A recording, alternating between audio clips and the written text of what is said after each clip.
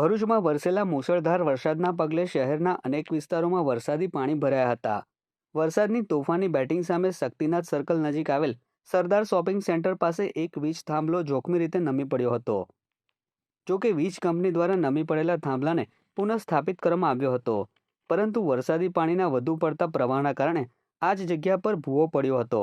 મુખ્ય માર્ગને અડીને જ 10 થી 15 ફૂટ ઊંડો ભૂવો પડતા સ્થાનિક દુકાનદારોને મુશ્કેલીનો સામનો કરવો પડ્યો હતો. જ્યારે પાલિકા તંત્ર સામે પણ સ્થાનિક દુકાનદારોએ આક્રોશ વ્યક્ત કર્યો હતો. ઘટના અંગે ભરૂચ નગરપાલિકા દ્વારા ભૂવાની જગ્યાને કોર્ડન કરી તેને પૂરવાની કામગીરી શરૂ કરવા અંગે કવાયત હાથ ધરવામાં આવી હતી.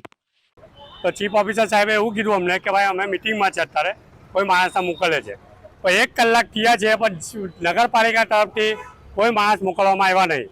ત્યાર પછી અમને જાણ મળી કે ભાઈ ફાયર માટે અમે જાણ કરો અને જીબીમાં જાણ કરો. તો અમે જીબીને જાણ કરી, જીબી આવીને એમનું જોઈ ગયા અને કીધું કે નગરપાલિકાવાળા આવીને પુરાણ કરશે અને અમે થાંભલો હટાવી દઈશું.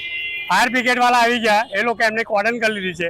હવે આ મોટો ભૂવો છે, એની જવાબદારી કોની છે એ અમને શોપિંગ સેન્ટરવાળાને ખબર નહીં. જો આ ભૂવાની જેની બી જવાબદારી હોય વહેલી તકે કામ કરીને એને પુરાણ કરવામાં આવે એ અમારી માંગ.